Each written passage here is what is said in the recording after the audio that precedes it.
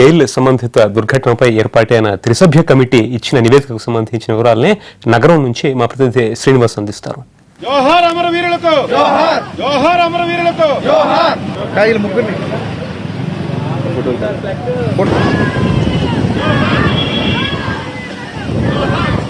తూర్పుగోదావరి జిల్లా మామిడికుదురు గ్రామాల్లోని GAIL gas pipe line పేలి భారీ విస్ఫోటనం సంభవించిన ఘటన జరిగి నేటికి ఈ ఏడాది పూర్తయింది. అయినప్పటికీ కూడా ఈ ఘటనలో గాయపడిన వారికి ఇంకా వాళ్ళ గాయాలు కూడా కావడం మానని పరిస్థితి నెలకొన్నది. ఇక్కడ గాయపడిన క్షతగాత్రులందరూ ఇక్కడ ఉన్నారు.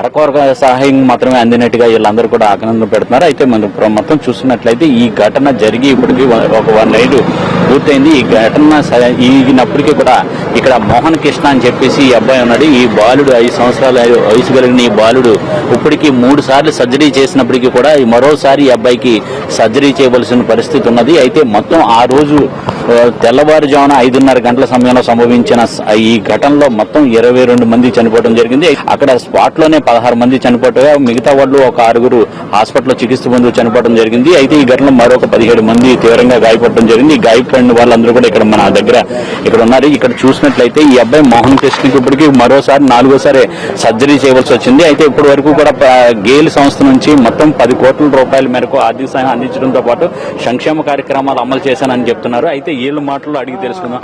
అమ్మ, మీకు ఎటువంటి సహాయం అందుతుంది? ఇంకా మీ అబ్బాయికి ఎటువంటి సహాయం? మాకు ప్రస్తుతానికి అయితే కాలిపోయినప్పుడు 5 లక్షలు ఇచ్చారండి, వైద్యం చేయించారు. అంతకు మించి మాకు ఏ సహాయం అందలేదండి. బాబా అయితే ఆపరేషన్ చేయించాలి 4వ అన్నారండి డాక్టర్ గారు. చాలా అమౌంట్ అవుద్దన్నారండి. అప్లికేషన్ పెట్టామండి, ఆపరేషన్ చేయించాలంటే చేయించామని అడిగామండి. చేయించాం, ఇప్పుడు కాదు అప్పుడు చేయించుకోండి అన్నారండి. చాలా డబ్బులు అవుతాయని చెప్పారు డాక్టర్ గారు.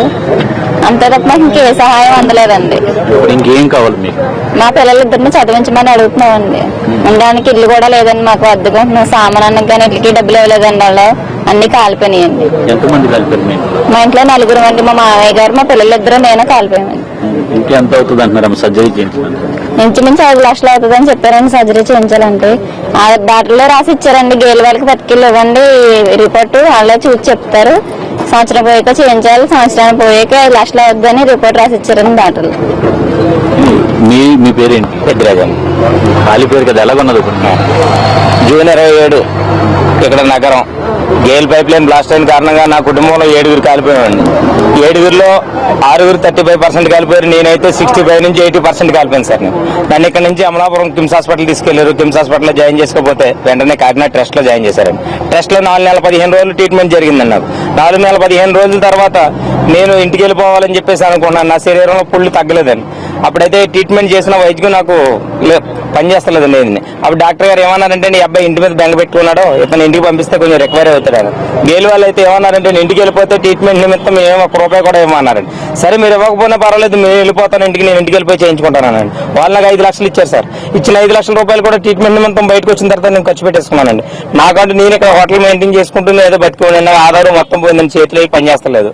ఈ రోజు ఏంటంటే వాళ్ళు నన్ను ప్లాస్టిక్ సర్జరీ చేస్తామని చెప్పేసి అడిగారండి. అడిగితే నేను సరే చెన్నైలో చేయించమని అడిగానండి, చేస్తామని చెప్పి అన్నారు. కానీ నేను ప్లాస్టిక్ సర్జరీకి వెళ్ళిపోతే నా కుటుంబం అనాథలు అయిపోతారండి. నా భార్యకి బైపాస్ సర్జరీ అయిందండి. డైలీ ప్రతి నెల బొల్లైన హాస్పిటల్లో 2000 రూపాయలు ట్రీట్మెంట్ నిమిత్తం అవుతుందండి. నాకు 2 ఆడపిల్లలండి. వాళ్ళిద్దరిని శ్రీ చైతన్య స్కూల్లో చదివిస్తున్నానండి. వాళ్ళ ఫీజులు కట్టుకోవాలండి. నాకంటూ ఏదో ఆధారం లేదండి. అప్పుడు ఈ ఇన్స్టిట్యూట్ జరిగినప్పుడు జిల్లా కలెక్టర్ గారు ఏం చెప్పారంటే, చచ్చిపోయిన వాళ్ళకి 25 లక్షలు ఇచ్చాం. అలాగే ఈ ఎలుగు ఎక్కువగా కాలిపోయిన వాళ్ళు వీళ్ళిద్దరు మిగిలేరు కాబట్టి వీళ్ళకి కూడా 5 లక్షలు ఇచ్చారు, ఇంకో 25 లక్షలు ఇప్పింటామని అన్నారు. కానీ ఆవిడ ఏం చేయలేదండి. మాకు ఇక్కడ నుంచి ట్రాన్స్ఫర్ అయ్యి వెళ్ళిపోయారు. మమ్మల్ని గేలు వాళ్ళు ఏం పట్టించుకోవట్లేదు.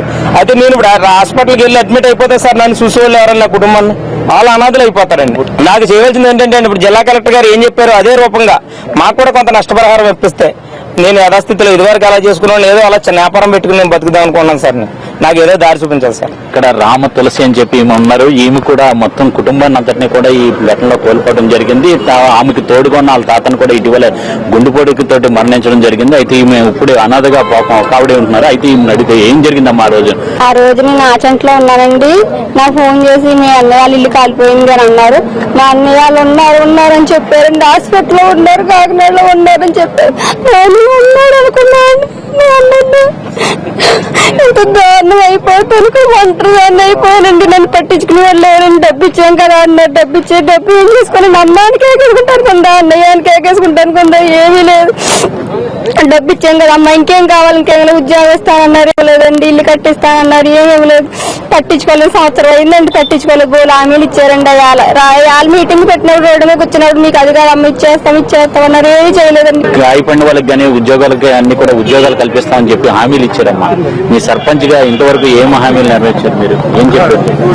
ఏమీ మంచి చేయలేదండి. ఉద్యోగాలు ఇస్తామంటున్నారు, ఉద్యోగాలు కూడా ఏమీ లేదండి. చాలా నష్టం, వేరే పంపు లాగా తగిలిపోయి.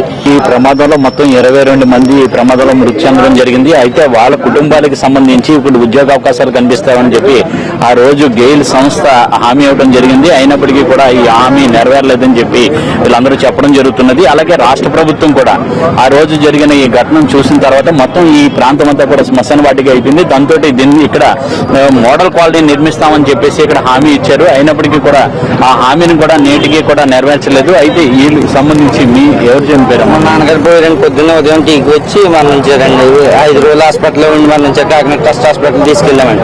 తీసుకెళ్ళిన 5 రోజులు మరణిస్తే ఇంటికి తీసుకొచ్చేస్తే ఆఫీసర్లు మీకు ఇల్లు కట్టిస్తే మీకు చదువుకున్న వాళ్ళు జాబ్ ఇప్పిస్తామన్నారండి. అది సంవత్సరం నుంచి కలెక్టర్ గారి దగ్గరికి అడ్డగలు తిరుగుతున్నాం తప్ప ఏ మాత్రం అసలు ఈ దేని గురించి పట్టించుకోవట్లేదు. ఇల్లు కట్టిస్తా ఉన్నారండి. ఇల్లు గురించి కూడా పక్కన పెట్టారండి.